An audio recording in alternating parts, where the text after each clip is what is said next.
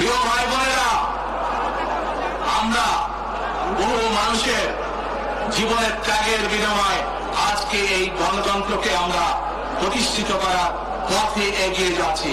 কিন্তু আমরা বিগত কিছুদিন ধরে খেয়াল করে দেখছি বাংলাদেশের কোন মহল, এই দেশের ভেতরে কোন মহল ষড়যন্ত্রের চেষ্টা করছে।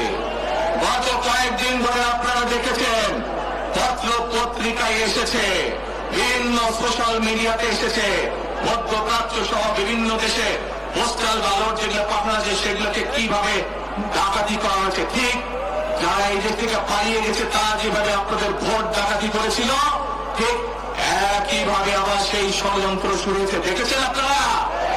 দেখেছেন? প্রিয় ভাই বোনেরা, সেই ষড়যন্ত্রের বিরুদ্ধে সজাগ থাকতে হবে।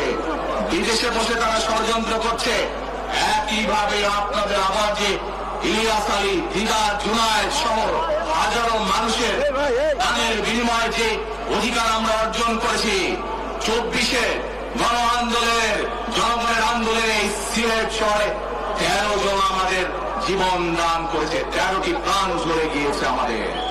প্রিয় ভাই বোনেরা, এই প্রাণগুলোর বিসর্জনের মাধ্যমে আমরা যে অধিকার আদায়ের পথে নেমেছি, একটি কুচক্রী মহল এর ভিতরে ষড়যন্ত্র শুরু করে দিয়েছে। দেশের ভেতরেও তাদের ষড়যন্ত্র থেমে নেই।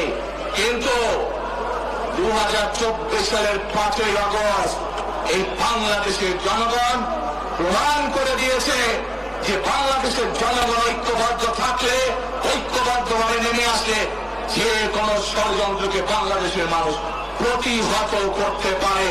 পারবেন আপনারা প্রতিহত করতে? ইনশাআল্লাহ।